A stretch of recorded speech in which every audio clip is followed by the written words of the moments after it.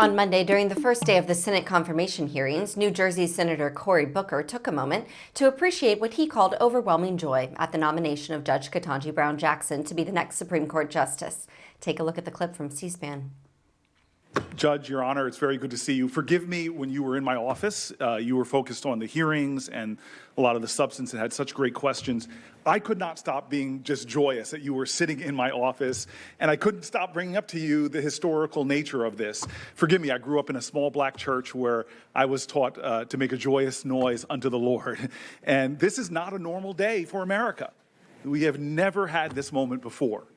And I just want to talk about the joy. I know tomorrow in the coming hearings we're going to have tough, hard questions, but please let me just acknowledge the fact that this is not normal. It's never happened before. The Senate is poised right now to break another barrier. We are on the precipice of shattering another ceiling, another glass ceiling. It's a sign that we as a country are continuing to rise to our collective cherished highest ideals.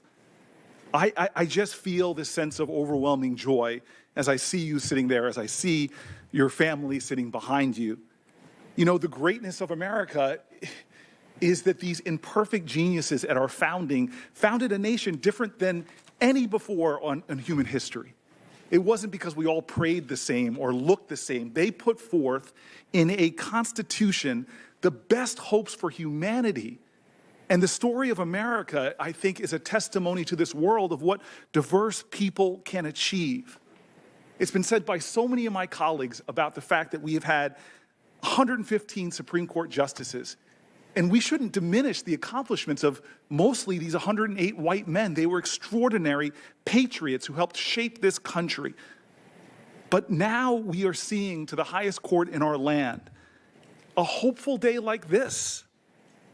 That so many of the people, so much of the rich talent of our nation who could not scarcely ever dream of sitting on the Supreme Court, now we are showing that we will indeed go deep into the waters of our nation and pull forth the best talent. Extraordinary legal talent comes from all backgrounds. I know that in our nation, for the 200 plus years of our history, there have been extraordinarily talented black people, men and women, Muslim men and women from the founding of our nation. We've seen extraordinary indigenous men and women, all who probably could have added to the greatness of our courts, but they were denied that opportunity. Judge Ketanji Brown Jackson, who is President Joe Biden's nominee to the Supreme Court, faced Democratic and Republican senators on Monday for the first in a marathon series of hearings that will determine whether she will make history as the first black female justice on the High Court.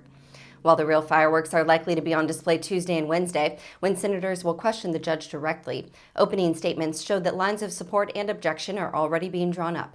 Democrats on the Senate Judiciary Committee emphasized Jackson's role in the greater history of the Supreme Court, which has never had a black woman as a justice.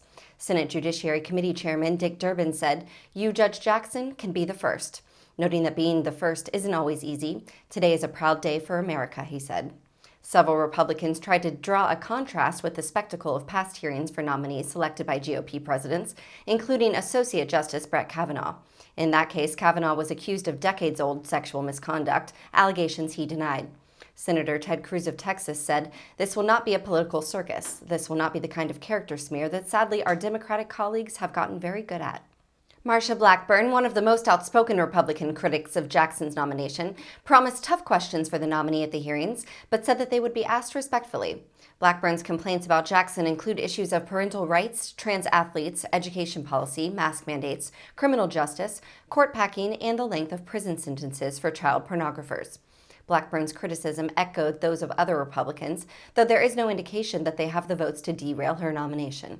Thank you for watching. Please be sure to visit us at rawstory.com. And if you'd like to see more of the Raw Report, please like and subscribe and join others who like their news raw too.